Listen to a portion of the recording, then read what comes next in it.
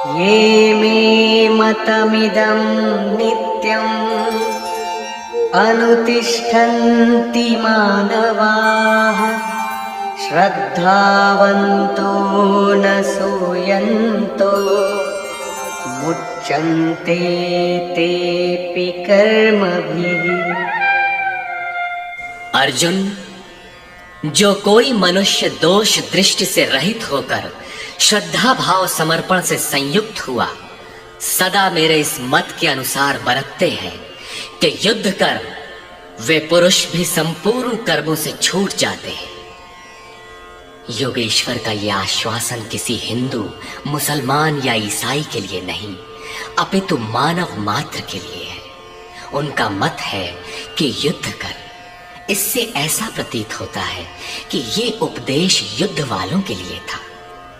अर्जुन के समक्ष तो सौभाग्य से विश्व युद्ध की संरचना थी। आपके सामने तो कोई युद्ध नहीं है। आप गीता के पीछे क्यों पड़े हैं?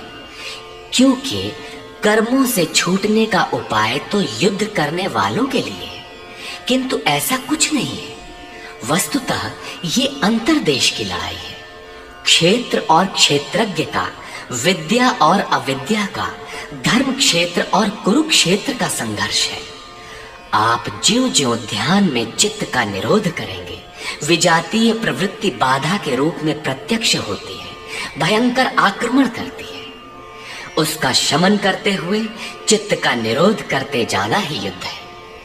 जो दोष दृष्टि से रहित होकर श्रद्धा के साथ इस युद्ध में लगता है, वो कर्मों के बंधन से, आवागमन से भली प्रकार छुटकारा पा जाता है। जो इस युद्ध में प्रवृत्त नहीं होता, उसकी क्या गति होती है? इस पर कहते हैं,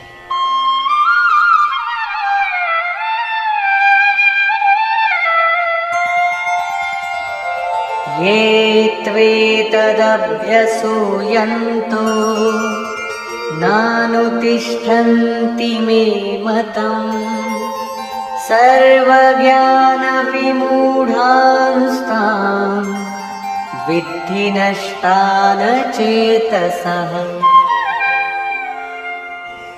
जो दोष दृष्टि वाले अचेतसः, मोह निशा में अचेत लोग मेरे इस मत के अनुसार नहीं बरतते, अर्थात ध्यानस्थ होकर आशा, ममता, संताप रहित होकर समर्पण के साथ युद्ध नहीं करते।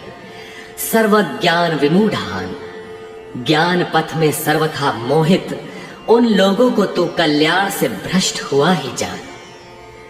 जब यही सही है तो लोग करते क्यों नहीं?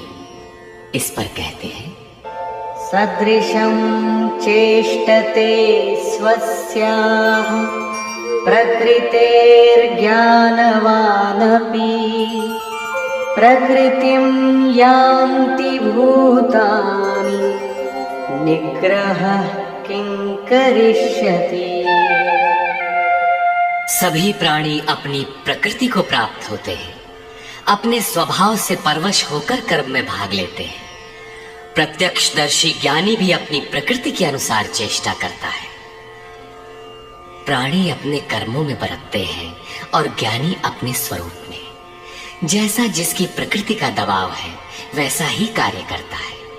ये स्वयं सिद्ध है। इसमें निराकरण कोई क्या करेगा?